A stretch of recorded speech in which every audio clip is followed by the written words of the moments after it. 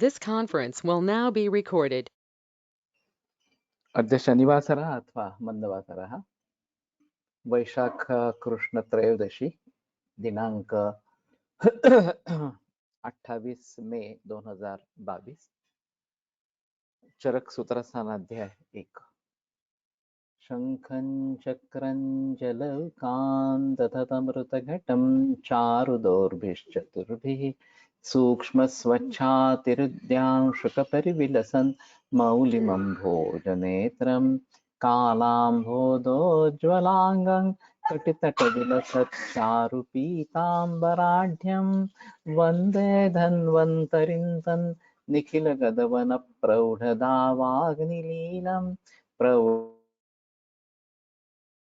ब्रह्मणो हि समारब्धा मात्रेयाद्येषु पूजिताम् अस्मदाचार्यपर्यन्तां वन्दे गुरुपरम्पराम् आयुर्वेदरतं वन्दे माधवाख्यं महागुरुम् आयुर्वेदामृतं सर्वं शिष्येभ्यो यः प्रदत्तवान् द्रष्टाज्ञानी दृष्टकर्मा कृतकर्मा तथैव च अध्यापको विश्वश्रेष्ठो महान् संशोधकस्तथा गुणैरेतैः समुदितैः यत्कार्यं प्रतनोति सः समृद्ध्यर्थं हि कार्यस्य वयं नु प्रयतामहे सरस्वत्यै नमो यस्याः प्रसादात् पुण्यकर्मभिः बुद्धिदर्पणसङ्क्रान्तं जगदध्यक्षमीक्षते आत्रेयं प्रथमं वन्दे आयुर्वेदजगद्गुरुम् आयुर्वेदामृतं सर्वं गृहीत्वा हि सुरेश्वरात् अग्निवेशादिकेभ्यो यत् प्रयच्छत् मुनिसत्तमः प्रथमं तन्त्रकर्तारम् अग्निवेशं नमाम्यहम्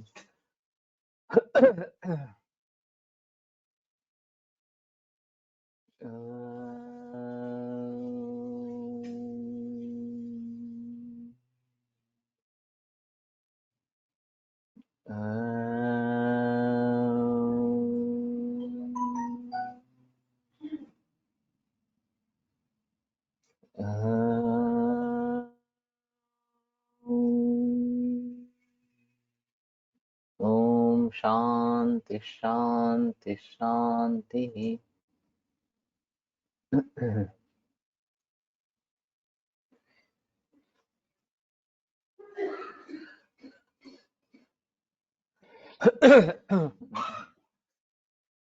बुद्धेर्विशेषस्तत्रासीन्नोपदेशान्तरं मुनेः तंत्रस्य कर्ता प्रथमम् अग्निवेशो इतो भवति। तो अग्निवेश की बुद्धि का कुछ विशेष इस प्रकार का था। गुरु ने मुनि ने उसको कुछ अलग इस प्रकार से उपदेश किया था, ये बात नहीं थी और इसलिए तंत्र का पहला कर्ता अग्निवेश हो गया। तो 6 शिष्यों को ज्ञान मिला, उसमें से अग्निवेश ने पहले अपनी संहिता की रचना की। अथ भेलादयश्चक्रुः स्वं स्वं तंत्रं कृतानि च श्रावयामासुः आत्रेयं सर्षसंगं सुमेधसः। तो भेलादयः सुमेधसः स्वं स्वं तंत्रं कृतानि चक्रुः, स्वं स्वं तंत्रं चक्रुः, तो उन्होंने अपने अपने ग्रंथ रचे। कृतानि च सर्षिसंगम आत्रेयम श्रावयामासु, और करने के बाद ऋषि के समूह के साथ जो आत्रेय पुनरसु आत्रेय वहां पे भरद्वाज आत्रेय बैठे थे, उनको उन्होंने ये श्रवण में लाया, उनको बताया, उनको सुनवाया। श्रुत्वा सूत्रणम अर्थानाम ऋषेः पुण्यकर्मणाम यथावत् सूत्रितमिति ग्रह प्रहृष्टास्ते अनुमेदिरे। तो पुण्यकर्मणाम अर्थानाम सूत्रणम श्रुत्वा, तो ये पुण्यकर्म करने वाले इस प्रकार के जो अग्निवेश भेल वगैरह है, उनका अर्थों का सूत्रण सुनकर ऋषयः यथावत् सूत्रमिति प्रहृष्टाः, ऋषि मुनि जो है वो ठीक तरीके से आपने ये सूत्रित किया है, इस प्रकार से आनंदित हो गए ते अनुमेनिरे, और उन्होंने अनुमोदन दे दिया कि ये अच्छा इस प्रकार का हो गया है। सर्व एवां स्तुवंस्तांश्च सर्वभूतहितैषिणः साधुभूतेषानुक्रोशः इत्युच्चैरब्रुवन् समम्। तो सभी ने उसकी स्तुति की और सर्वभूत हितैषिणः, सर्वभूत हित की कामना करने वाले इस प्रकार के उन सभी ने उसकी स्तुति की। और साधु भूतेश अनुक्रोशः, और ये सभी प्राणी मात्रों के लिए आपका जो अनुक्रोश है, आपकी जो दया बुद्धि है, वो साधु है। इस प्रकार से इत्युच्चैर अब्रुवन् समम्, सभी ने एक साथ बोल दिया कि तुम्हारा भूत दया, तुम्हारी भूत दया बहुत अच्छी इस प्रकार की है। तम पुण्यम शुश्रूष शब्दम दिवि देवर्षये स्थिताः सामराः परमर्षीणां श्रुत्वा मुमुदिरे परम्। और इस पुण्य शब्द को स्वर्गलोक में देवर्षि जो स्थित थे, उन्होंने सामराह, और वो देवों के साथ इस प्रकार के थे। परम ऋषिणाम श्रुत्वा मुमुदिरे परम, और ये परम ऋषियों का ये पुण्य शब्द उन्होंने सुन लिया। श्रुत्वा मुमुदिरे परम, और वो सुनने के बाद उनको भी बहुत आनंद इस प्रकार का हो गया। अहो साधु इति निर्घोषो लोकांस्त्रीन् अन्ववादयत्, और पूरे विश्व त्रैलोक्य में ये बहुत अच्छा अहो साधु इति निर्घोषः इस प्रकार का नाद उत्पन्न हुआ। नभसि स्निग्ध गंभीरो हर्षाद भूतैः उदीरितः, और ये संपूर्ण त्रैलोक्य में स्निग्ध गंभीर और हर्ष से भूतों के द्वारा उदीरित, सभी प्राणीजनों के द्वारा उदीरित इस प्रकार का नाद हो गया। शिवो वायुर्वयौ सर्वा भाभी उन्मीलिता दिशा, कल्याणकारक वायु बहने लगा, और प्रकाश से सभी दिशा प्रज्वलित इस प्रकार की हो गई। निपेतु सजलाश्चैव दिव्या कुसुम वृष्टया, और पानी के साथ दिव्य कुसुमों के पुष्पों की वृष्टि हो गई। अथाग्निवेश प्रमुखान विविशुर ज्ञान देवताः बुद्धि सिद्धि स्मृतिर्मेधा धृति कीर्ति क्षमा दया। ये थोड़ा अजीब है कि अग्निवेश प्रमुख, अग्निवेश को मुख्य रखते हुए बाकी सभी में ज्ञान देवताओं का प्रवेश हो गया। बुद्धि सिद्धि स्मृति मेधा धृति कीर्ति क्षमा दया, ये सब ज्ञान देवताएं इस प्रकार से है। तो अजीब इस बात का है कि संहिता बनाने में इनको इनकी आवश्यकता नहीं पड़ी। संहिताओं के निर्माण होने के बाद ये सभी उनके शरीर में घुस गए, प्रविष्ट हो गए। इसमें बुद्धि स्मृति मेधा ये भी है, धृति भी है इस प्रकार से। सिद्धि कृति क्षमा दया, ये सिद्धि तो बाद में हो सकती है, तो उसमें कोई संदेह की बात नहीं है, लेकिन कीर्ति भी बाद में होती है। क्षमा दया ये तो पहले से ही थी, क्योंकि इन्हें सभी प्राणी मात्रों के लिए एक दया बुद्धि इस प्रकार की थी। लेकिन बुद्धि स्मृति मेधा धृति ये सब चीजें बाद में प्रविष्ट हुई, ये थोड़ा सा अजीब है। नहीं तो ये मूल रूप में थी, उसकी देवताएं बाद में प्रविष्ट हुई, इतना ही समझ लेंगे। तानि च अनुमतानि येषां तंत्राणि परमर्षिभिः, और परमर्षि लोगों ने भी, या देवर्षि वगैरह जो थे, उन्होंने भी इनको अनुमति दे दी। भवाय भूत संघानां प्रतिष्ठां भुवि फिरे, और फिर उनको प्राणी मात्रों में प्रतिष्ठा इस प्रकार की प्राप्त हुई। भवाय और भवाय, भवाय स्थित है रोगानुपहत जीविता इत्यावत। भावाय का मतलब स्थिति होने के लिए इस प्रकार का, तो भवाय और भवाय दोनों का ही मतलब एक ही जैसा इस प्रकार का होगा। तो किस प्रकार से ये आगमन पृथ्वी तल पर हुआ और किस प्रकार से ग्रंथ लिखे गए, इसके बारे में यहाँ पे बताया गया है। हिताहितम सुखम दुखम आयुस्तस्य हिताहितम मानंच तच्च यत्रोक्तम आयुर्वेदस्य उच्यते। ये आयुर्वेद की व्याख्या मानी जाती है, और काफी व्यापक इसका अर्थ है, तो थोड़ा इसके बारे में विस्तार से कहेंगे। सह आयुर्वेदः उच्यते, ये मुख्य वाक्य है कि उसको आयुर्वेद कहते हैं। किसको? यत्र उक्तम, जहाँ पे बताया गया है। क्या बताया गया है? तो हिताहितम सुखम दुखम आयु, आयुष जो है वो हितायु, अहितायु, सुखायु, दुखायु इस प्रकार का 4 प्रकार का है। तस्य हिताहितम, उस आयुष के लिए हित क्या है, अहित क्या है, मानंच, उसका प्रमाण क्या है, तच्च, और वो आयुर्वेद खुद क्या है, ये जहाँ पे बताया गया है, सहा आयुर्वेदः उच्यते, उसको आयुर्वेद कहते हैं। तो संक्षेप में आयुर्वेद उसको कहते हैं जिसमें आयुष के बारे में बताया गया है, तच्छ, इससे उसका प्रमाण बताया गया है, उस आयुष के 4 प्रकार बताए गए, हित, अहित, सुख, दुख, और उस 4 प्रकार के आयुषों के लिए हित क्या है और अहित क्या है, ये जहाँ पे बताया गया है, उसको आयुर्वेद इस प्रकार से कहते हैं। इस सभी का विस्तार से वर्णन आगे वाले सूत्रों में आता रहता है। केवल ये मानंच जो बात कही गई है वो यहाँ पे डायरेक्टली नहीं है, वो आगे शारीर में और इंद्रिय स्थान में इस प्रकार के बताई गई है। तो मानंच इति आयुषः एव तच्च प्रमाणं मासिक द्विमासिक त्वत्वादिभिः विकृतिलक्षणैः इन्द्रियस्थाने तथा प्रकृतिलक्षणे इदम् आयुष्मतां कर्माणां लक्षणं भवति इति इत्यादिना शारीरे वक्तव्यम्। कि रिष्ट लक्षण या अरिष्ट लक्षण दोनों पर्याय शब्द है, और ये इस समय में इसकी मृत्यु होगी, इस प्रकार का ये कथन है। ज्यादा से ज्यादा परमावधि उसकी 1 बरस तक है, और कुछ क्षणों से लेकर 1 बरस तक अगर मृत्यु होने वाली है तो उसके बारे में वहां पे निर्देश है। और इदम आयुष्मतां कुमाराण लक्षणम भवती, ऐसा शारीर स्थान में अंगुली प्रमाण के आधार पर वगैरह इस प्रकार से वर्णन है। तो उन दोनों तरीके से हमें आयुष का प्रमाण कितना है, आयुष कितना है, ये जान सकते हैं।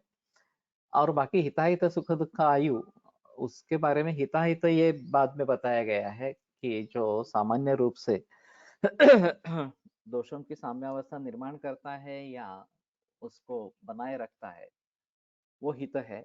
और जो दोषों की साम्यावस्था को बिगाड़ देता है या उसको बढ़ा देता है, वैषम्य अवस्था को बढ़ावा देता है, वो अहित है। ये इस प्रकार के हित अहित के बारे में बताया गया है। और बाकी आयुष क्या है और 4 प्रकार का आयुष कौन सा है, ये सभी आगे आएगा। तो कहने का तात्पर्य अर्थ ये है कि आयुष के बारे में, जीवन के बारे में, ये पूरा हिताहित बताने वाली इस प्रकार की चीज है। और जहाँ पे ये बताया गया है वो उसको आयुर्वेद कहते हैं, ये इसमें एक अहम मुद्दा इस प्रकार का रहेगा।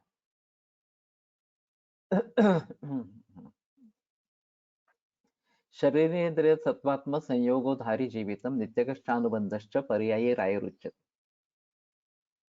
तो शरीरेन्द्रिय सत्वात्म संयोग आयु,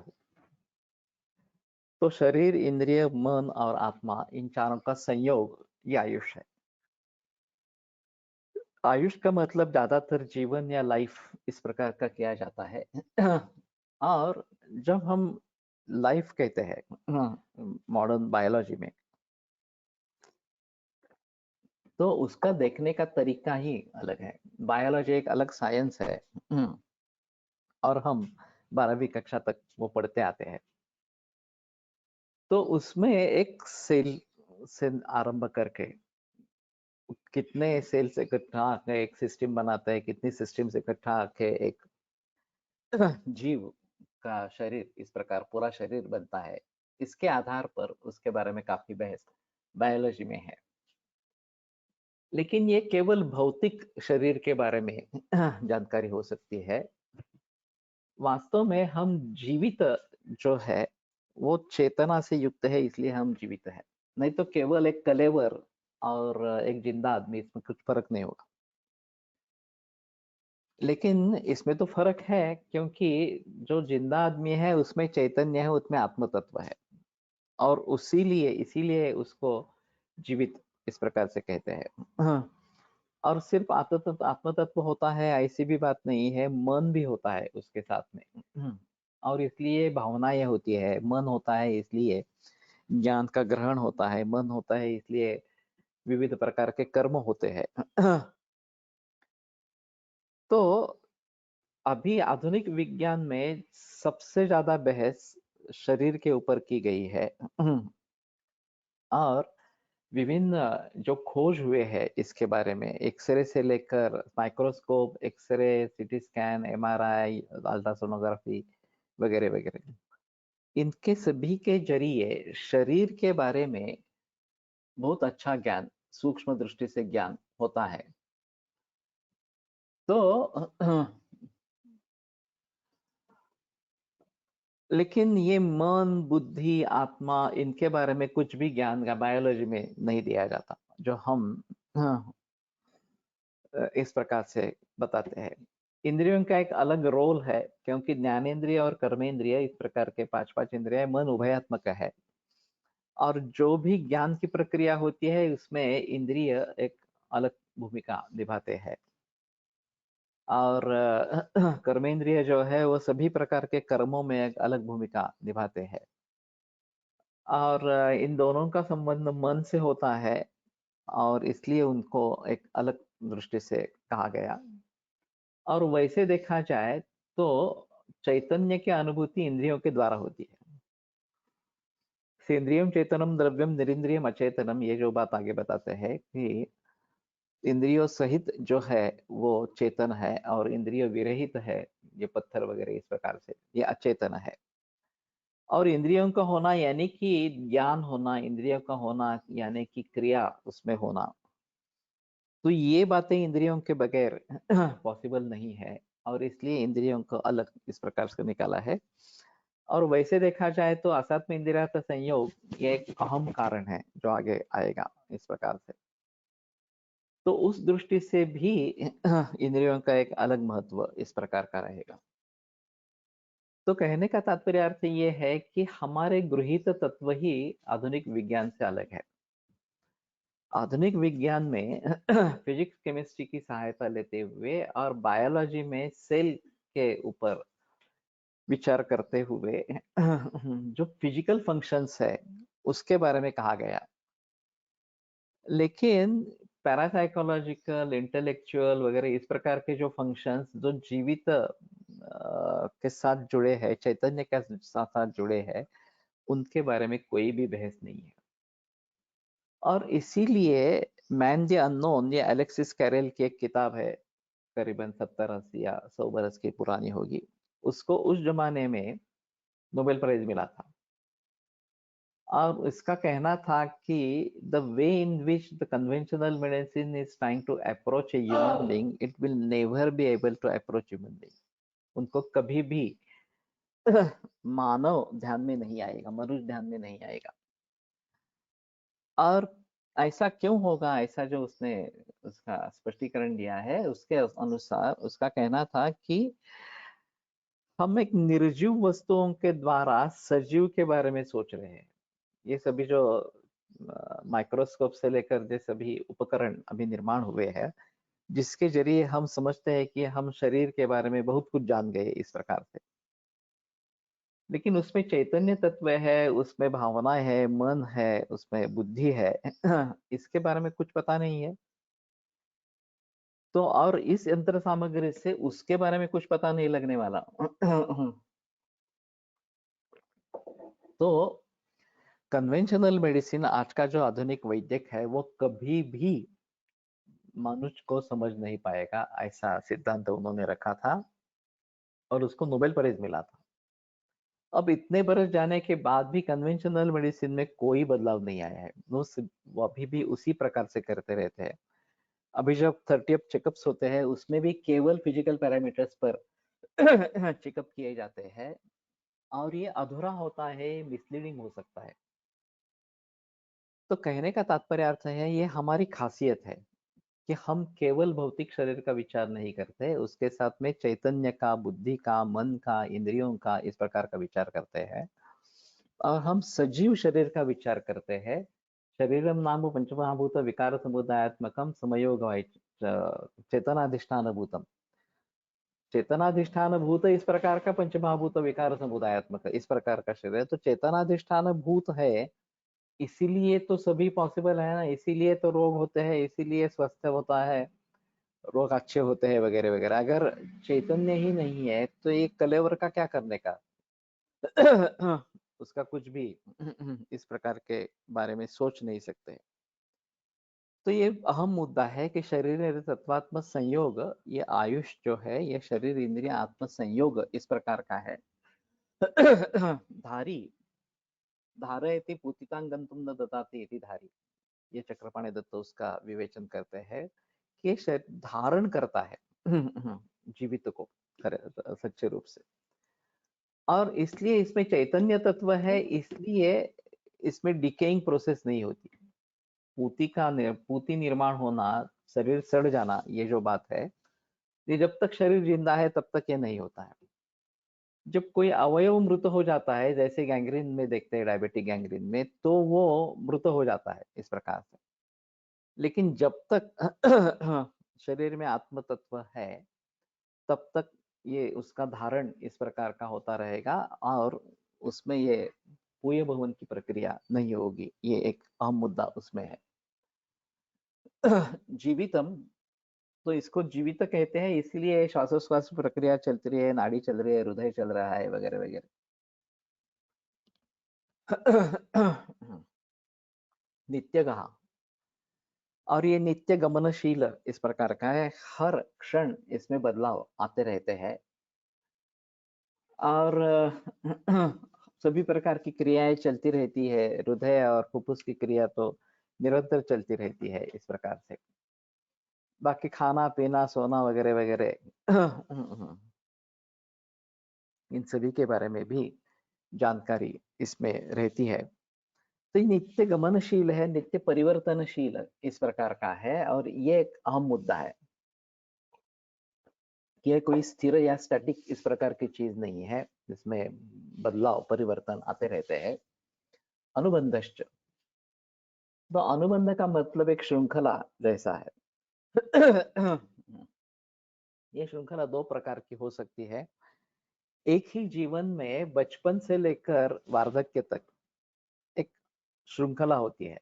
जो मैं बचपन में इस प्रकार का था, वो विवाहावस्था में इस प्रकार का हो गया, और वार्धक्य में इस प्रकार का हो गया, लेकिन मैं उसमें अनुस्यूत हूँ, मैं उसमें हूँ ही इस प्रकार से। तो एक मुझसे मेरे साथ, या मेरा जो ये संयोग है, उसके साथ एक स्थिति बनी हुई है और एक श्रृंखला चलती आ रही है।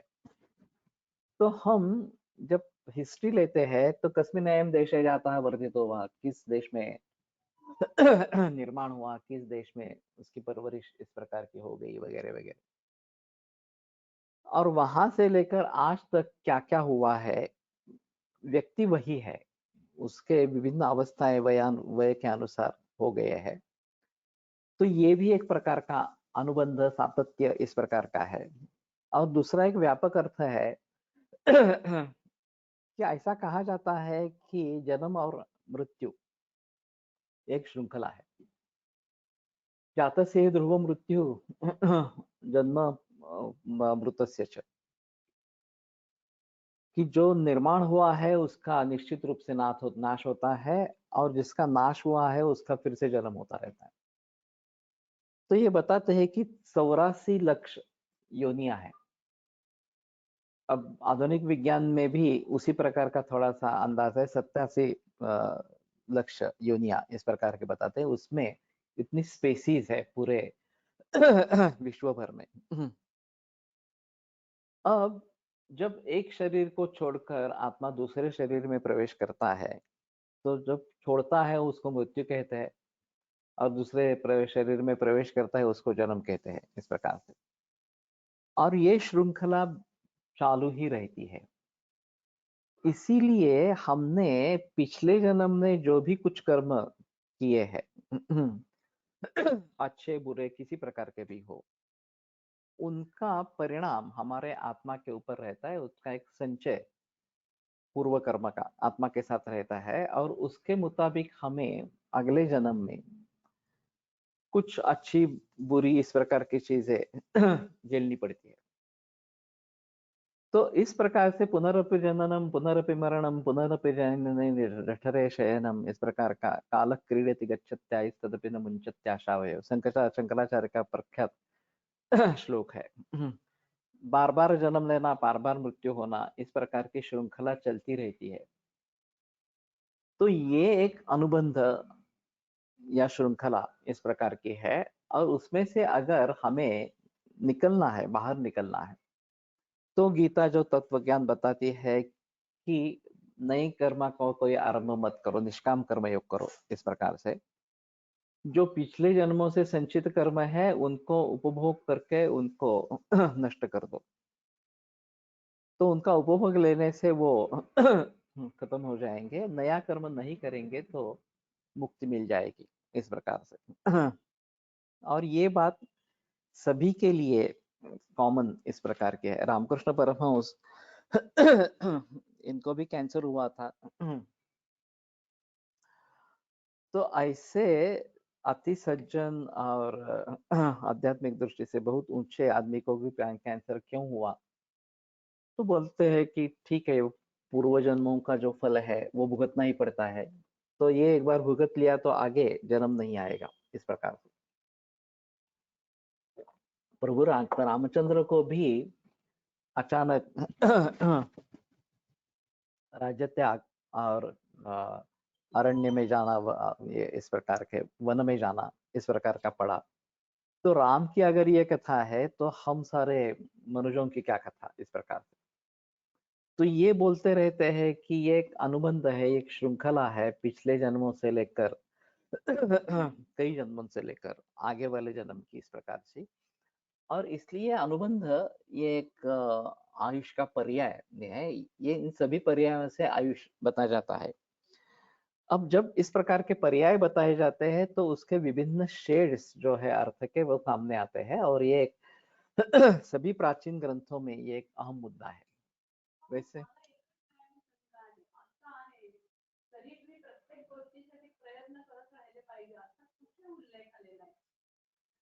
प्रयत्न करायचे आहेत पण निष्काम करायचे आहेत.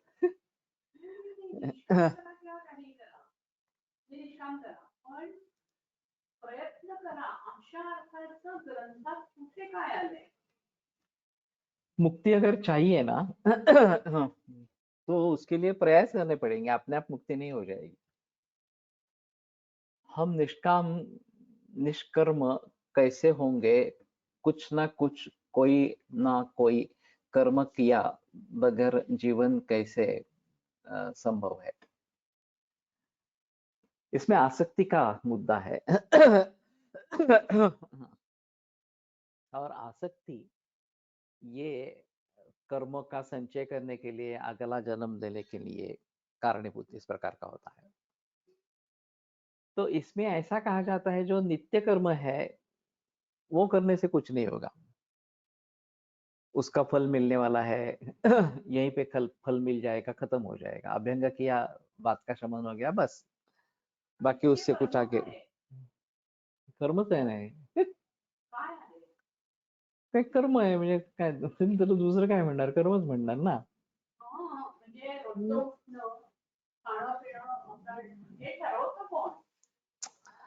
ये जीवित रहने के लिए आवश्यक है। मुक्त योगी भी पड़े रहते हैं, जो भी खाना मिलता है वो खा लेते हैं, उनके दैहिक व्यापार जो है वो चलते रहते हैं, फिर भी मुक्त योगी है। ऐसा क्यों कहा गया?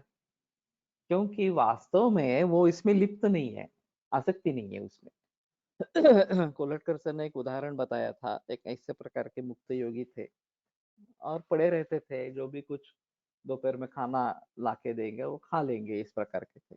तो एक आदमी ने उसको मिर्च का गोला लाके दे दिया खाने के लिए, तो उसने खा लिया। दूसरे दिन ये आदमी देखने के लिए गया कि क्या स्थिति है, देखेंगे इस प्रकार से। तो वो ऐसा ही पड़ा था, कपड़ों की कुछ शुद्ध नहीं थी। गुदद्वार से खून बह रहा था, सूजन हो गई थी वहां पे, और ये आदमी तो वैसे ही मस्त था, उसमें उसमें कुछ दुख वगैरह ऐसा नहीं दिख रहा था। तो फिर उसने क्षमा याचना की कि मैंने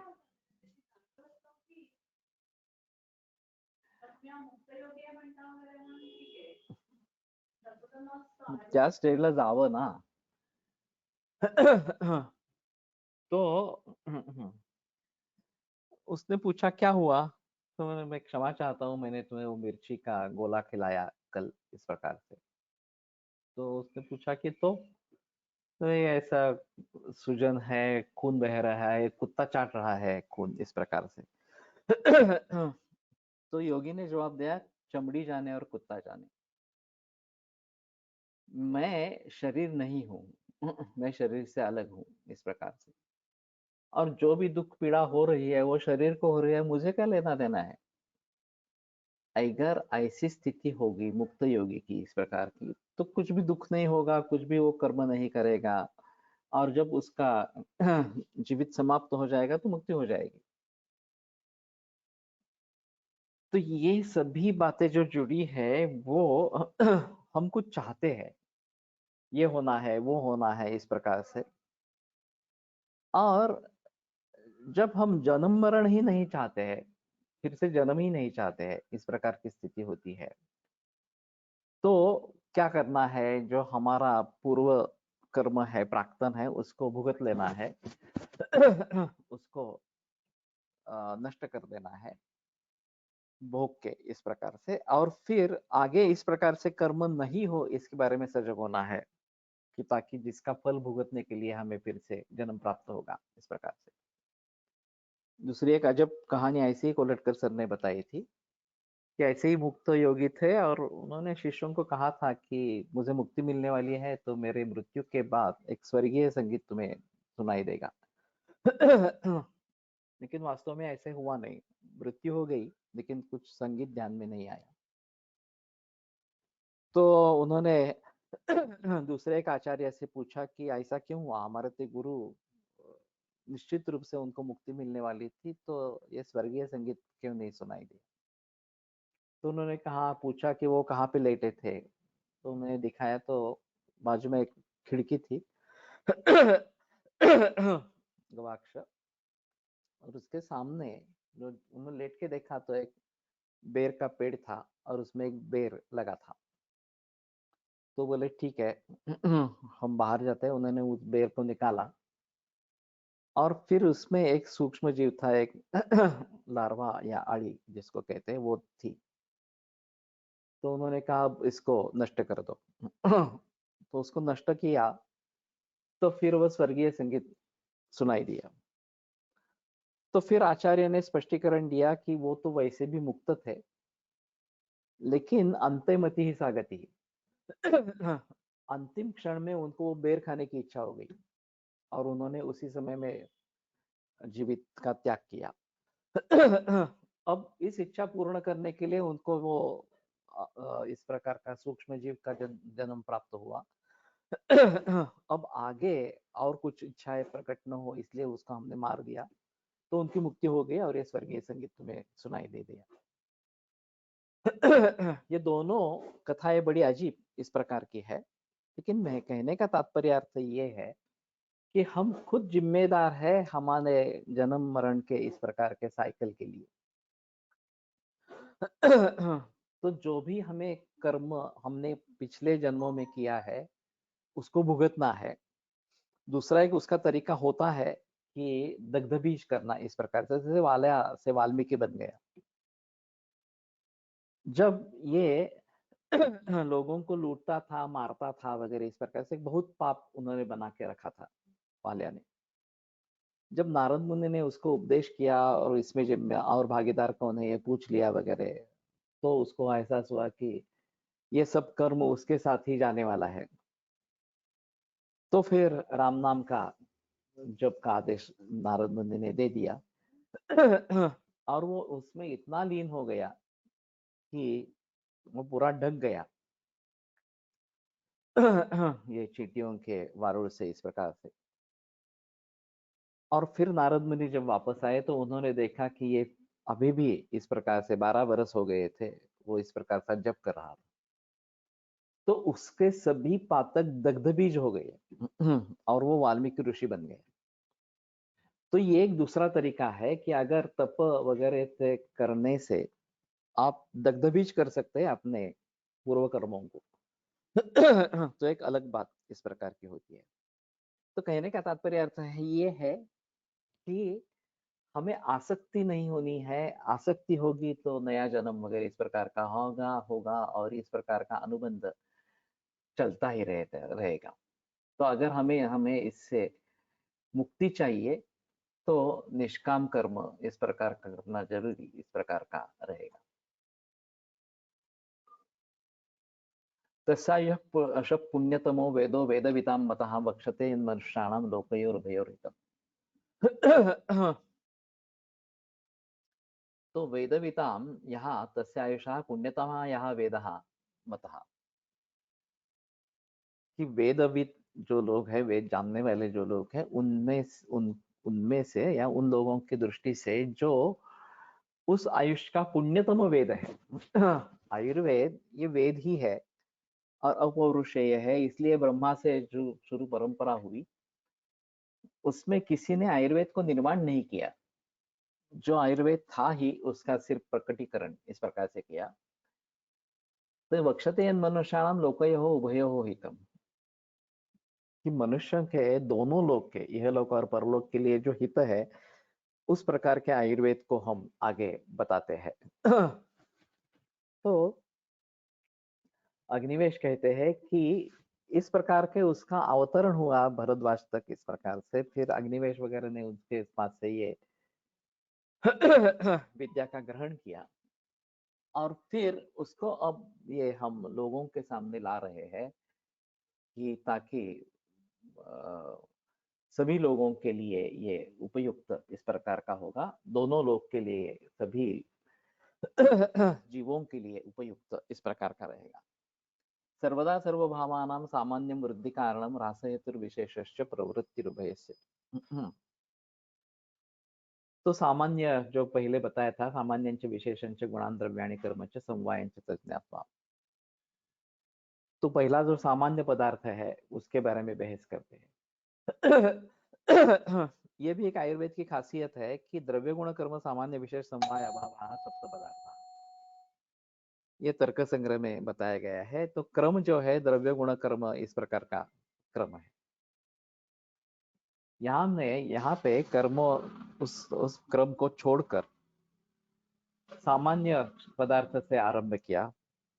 सर्वदा सर्वभावानां सामान्य वृद्धि कारण, सर्वदा सभी कालों में, सर्वभावानां सभी भावों के बारे में, सामान्य जो है वो वृद्धि का कारण है। विशेषः रास हेतुश्च, विशेष जो है दूसरा पदार्थ वो ह्रास का कारण है। प्रवृत्ति उभयस्य, और इन दोनों की प्रवृत्ति होती रहती है। अब वैसे देखा जाए तो इस सूत्र से मूल रूप से जो अर्थ प्रतीत होता है वही ध्यान में रखना ज्यादा बेहतर इस प्रकार का है। चक्रपाणी दत्त की इसके ऊपर काफी टीका है, बड़ी टीका है, लेकिन ये काफी मिसलीडिंग है। और सामान्य विशेष ये जो पदार्थ न्याय वैशेषिकों में कथित है, उनकी सहायता लेकर उन्होंने ये बताने की कोशिश इस प्रकार की है। और वास्तव में वो जो सामान्य विशेष है वो इस प्रकार के वृद्धि का कारण, क्षय का कारण इस प्रकार के है ही नहीं। नित्यम एकम अनेकान्तगतम सामान्यम, ये जो बात बताते हैं और जावर्तकः विशेषः ये बात बताते हैं, उनका यहाँ पे कोई संबंध नहीं है। तो आयुर्वेद के ग्रंथों में जिस प्रकार के सूत्र लिखा गया है उसी को ध्यान में रखते हुए उसका अर्थ समझने की कोशिश करो। तो सर्वदा यानी कि सभी काल में, नित्य इस प्रकार से, सर्वभावानां सभी जो भाव है उनका सामान्य वृद्धि का कारण होता है और विशेष है तो ह्रास का कारण होता है। ये खास करके त्रिदोष सिद्धांत जो है उसके जरिए बहुत महत्वपूर्ण है। त्रिदोष सिद्धांत क्या कहता है कि विकारो धातु वैषम्यम साम्यम प्रकृति उच्यते। साम्य त्रिदोषों का ये जो है ये प्रकृति है और उनमें धातु वैषम्य ये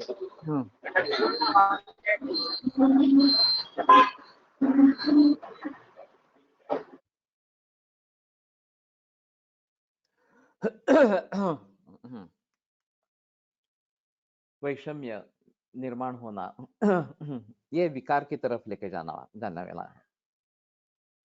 तो ये किन चीजों पर निर्भर है?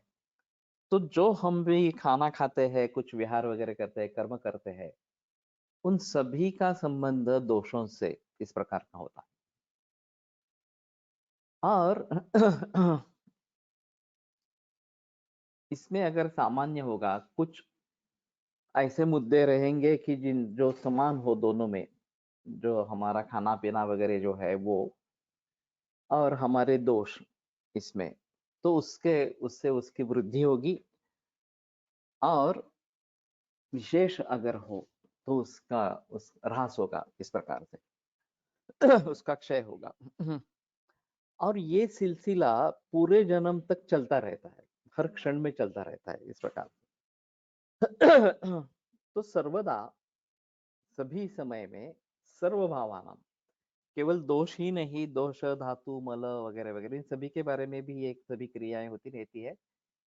लेकिन हमारे हिसाब में स्वास्थ्य दोष साम्य को कहते हैं और दोष वैषम्य को विकार रोग इस प्रकार से कहते हैं। तो दोषों को सबसे ज्यादा महत्व इस प्रकार का इसमें है।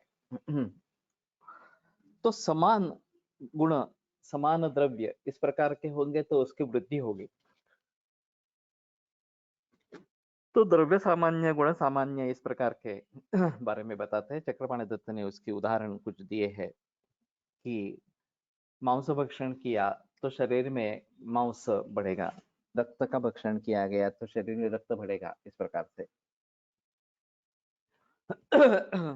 और इसमें ऐसा है कि मनुष्य एक प्राणी है। ये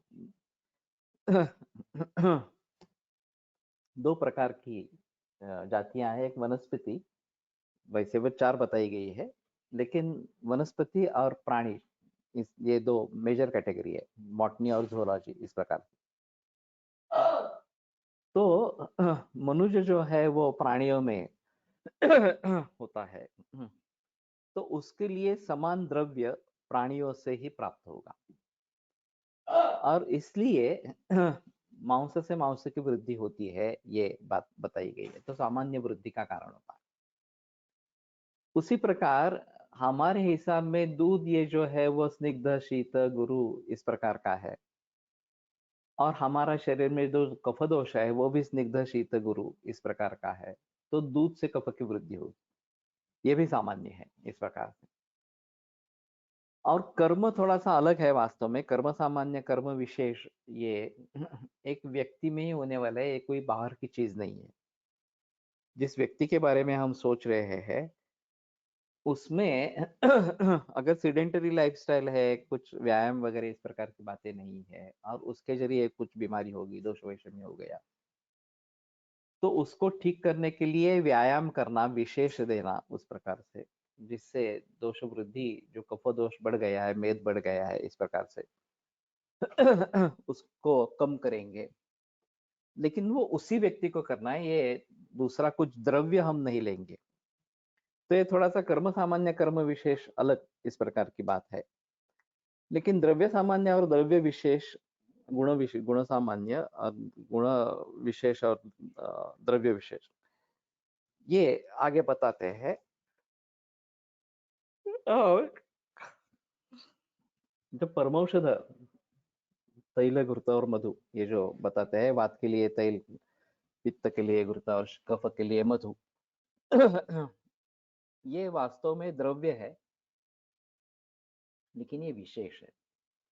वात के लिए तेल विशेष है, क्योंकि वात जो है वो रूक्ष, लघु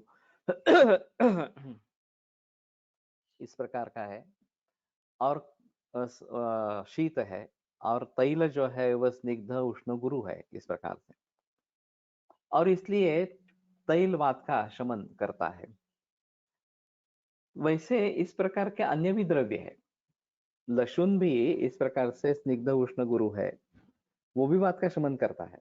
लेकिन फिर भी तिल तेल में एक विशेषता है, इसलिए उसको परम औषध इस प्रकार का बताया गया।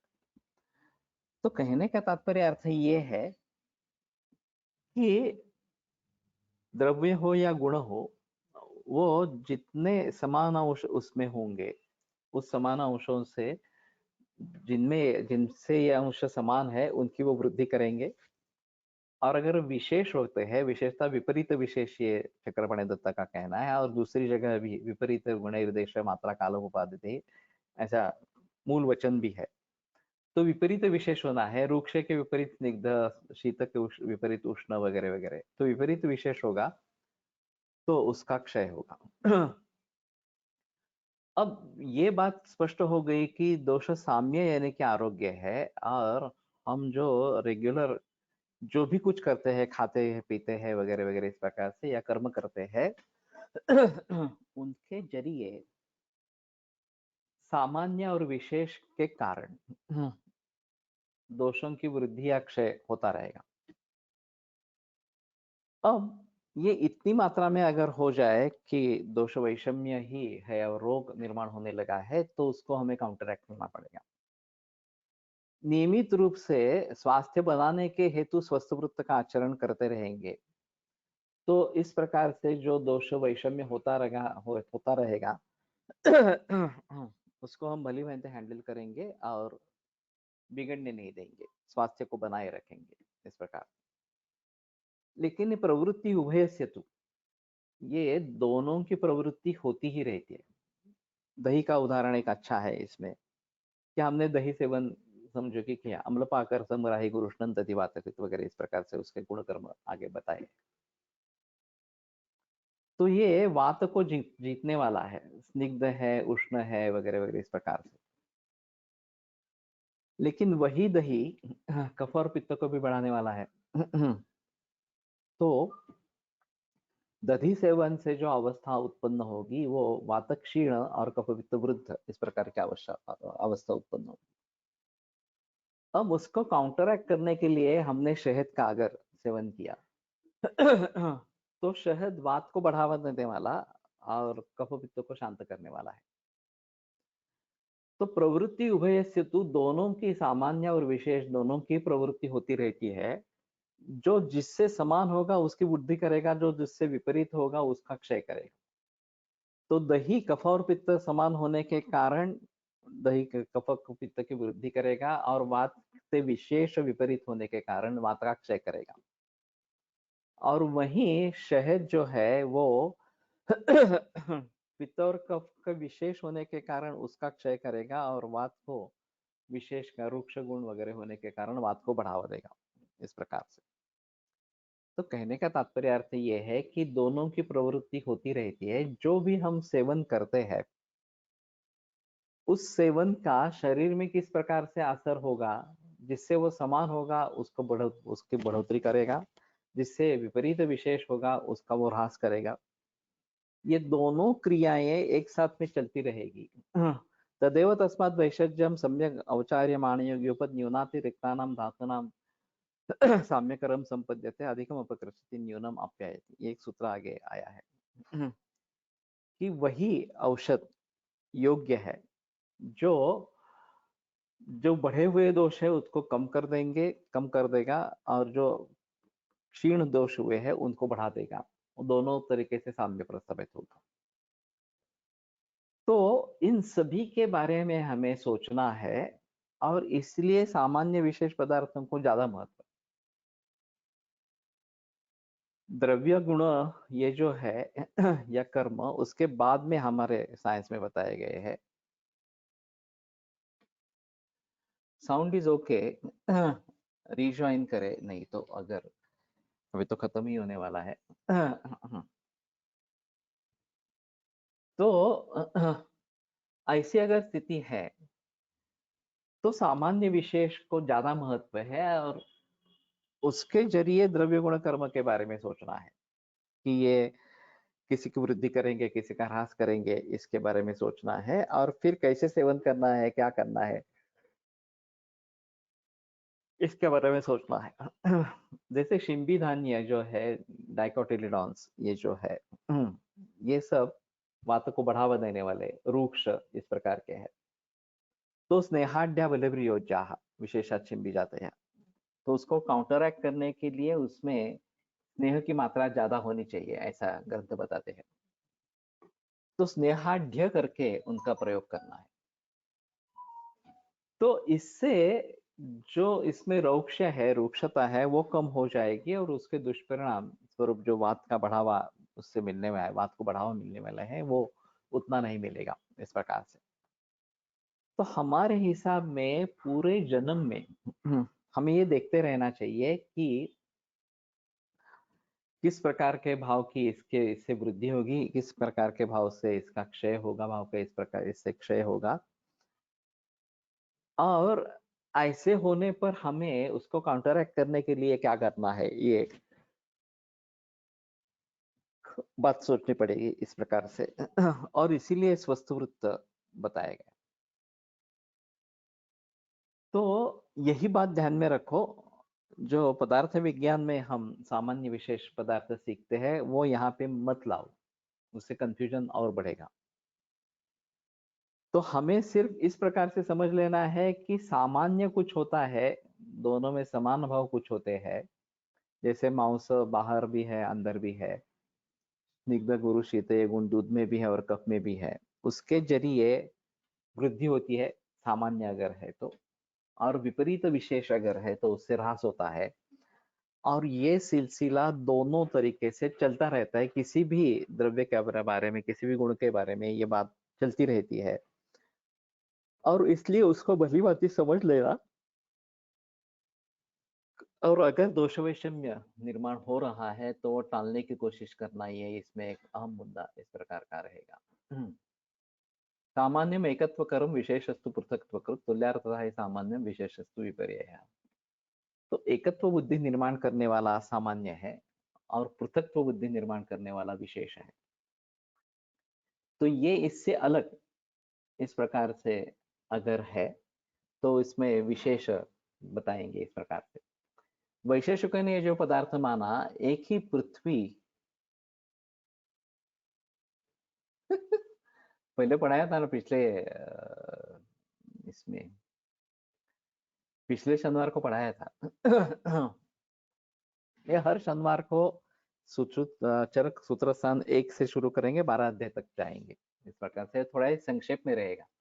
वैसे मैंने विस्तार से पढ़ाया है अंग्रेजी में पहले। उसका रिकॉर्डिंग विलोक भारती के पास उपलब्ध है। तो ये उसके आगे हम लेके जा रहे हैं। बुद्धिर्विशेष तत्र से यहाँ पे पिछले शनिवार को छोड़ दिया था, उसी को लेकर यहाँ से आज आगे बढ़े हैं इस प्रकार से। तो पृथक्त्व बुद्धि निर्माण करने वाला एक ही महाभूत में अगर विभिन्न द्रव्य है और वो अलग अलग है, तो वो अलगता कैसे करेंगे? कि वायु में अगर ऑक्सीजन है, हाइड्रोजन है, नाइट्रोजन है वगैरह वगैरह, सभी वायु कहलाएंगे। तो वैशेषिकों के अनुसार उन्होंने विशेष पदार्थ माना है कि जो इन वायुओं में अलग अलग इस प्रकार का रहता है, पृथ्वी में अलग अलग इस प्रकार का रहता है, और इससे यह इससे अलग है इस प्रकार का ज्ञान होता है, अयम अस्मत् पृथक् इस प्रकार का। तो उसी प्रकार से वायु और तेल ये उससे अलग है, पृथक बुद्धि निर्माण करने वाला इस प्रकार का है, और इसलिए विपरीत विशेष होने के कारण वो ह्रास करने वाला है। और एकत्व बुद्धि अगर निर्माण होती है तो वो सामान्य इस प्रकार का होता है। जैसे कि भीतर का मांस और बाहर का मांस, या फिर दूध के बारे में जैसे मैंने बताया कि बाहर का दूध और शरीर में स्थित कवदोष, इसके सामान्य बुद्धि निर्माण होते हैं, सामान्य एकत्व कर इस प्रकार के दोनों एक जैसे है इस प्रकार की बुद्धि निर्माण होती है। तुल्यार्थता ही सामान्यम विशेषस्तु विपर्यय है।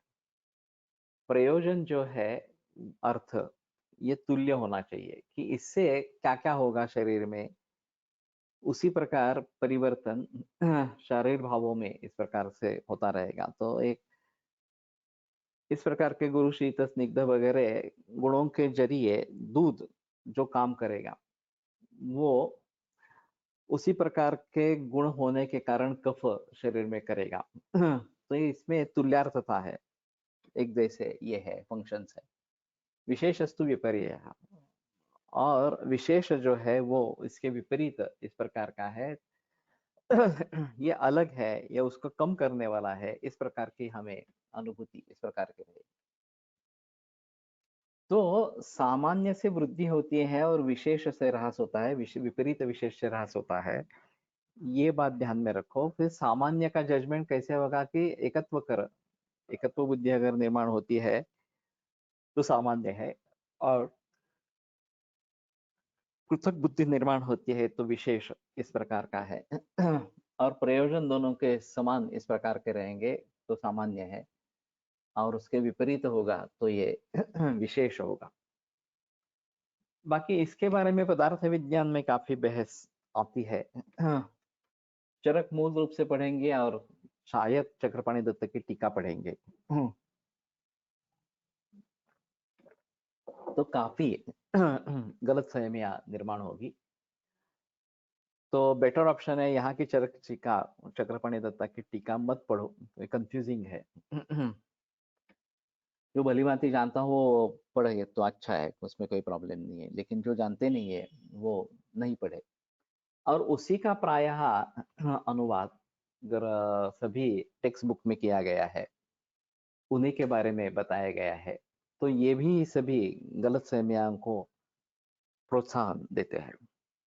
तो जैसे मैंने कहा उसी प्रकार से इसको समझने की कोशिश करो, और तभी तुम सामान्य विशेष पदार्थों को अच्छी तरीके से समझ पाओगे। मैंने एक इसके बारे में संस्कृत में व्याख्यान दिया था संस्कृत पंडित परिषद में कि चरकोक्त सामान्य विशेष पदार्थ, इस प्रकार का ही व्याख्यान था। और ये सामान्य विशेष पदार्थ न्याय वैशेषिकों से कैसे अलग है, ये मैंने संस्कृत भाषा में बताया था वहां पे। ठीक है, अगला सूत्र पढ़ते हैं और अगले शनिवार को सोचते हैं। सत्वम आत्मा शरीरंच त्रयम् एतत् त्रिदंडवत् लोकस्तिष्ठति संयोगात् तत्र सर्वं प्रतिष्ठितम्। स पुमांश्च चेतनं तच्च तच्चाधिकरणं स्मृतं वेदस्यास्य तदर्थं हि वेदोऽयं सम्प्रकाशितः। तो इसका बेस क्या है इसके बारे में बताते हैं। तो ये सत्व आत्मा शरीर ये त्रिदंडवत इस प्रकार के है, और उसके संयोग से इस लोक का पालन होता है, और उसी में सभी चीजें प्रतिष्ठित है। अगले शनिवार को आगे बढ़ेंगे। आयुर्वेद प्रकांडो निगदित इह हि शल्यतंत्र प्रधानः शिष्येभ्यः शाश्वतोऽयं निखिल जन कृपा व्याप्त चित्तेन येन आयुर्वेदस्य वाञ्छन् पुनरपि भुवने ताञ्च सुष्ठु प्रतिष्ठां श्रेष्ठं धन्वन्तरिं तं प्रणमति च सदा वैद्यवर्गो हि नूनम् वैद्यवर्गो हि नूनम्।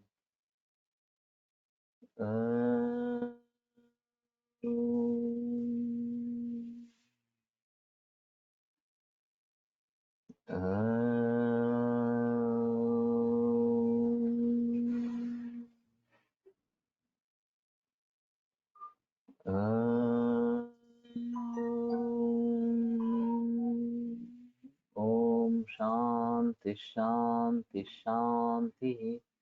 Can you suggest any Charak English book? Jamnagar में जो प्राणजीवन मेहता के सिलसिले में काम हुआ था, काफी 4 वॉल्यूम्स है चरक के अंग्रेजी में, तो वो अच्छे हैं। बाकी भी कुछ लोगों ने प्रयास किए होंगे, लेकिन मैं शुरू से ही संस्कृत ही पढ़ता आ रहा हूँ। मैंने हिंदी भी नहीं पढ़ा है, मराठी भी नहीं पढ़ा है। तो बेटर ऑप्शन मूल रूप से संस्कृत पढ़ो, जहां हो सके वहां टीका की सहायता ले लो। चक्रपाणि दत्त की टीका और गंगाधर की टीका, ये 2 मशहूर है इसके बारे में। फिर भी मूल ग्रंथों को ही पढ़ते रहना और उसी से अर्थ प्राप्त करते रहना, ये ज्यादा बेहतर है। लेकिन ये जामनगर वाली जो टीका है वो ज्यादा अंग्रेजी भाषांतर जो है वो ज्यादा अच्छा है, ऐसा लोगों का कहना है।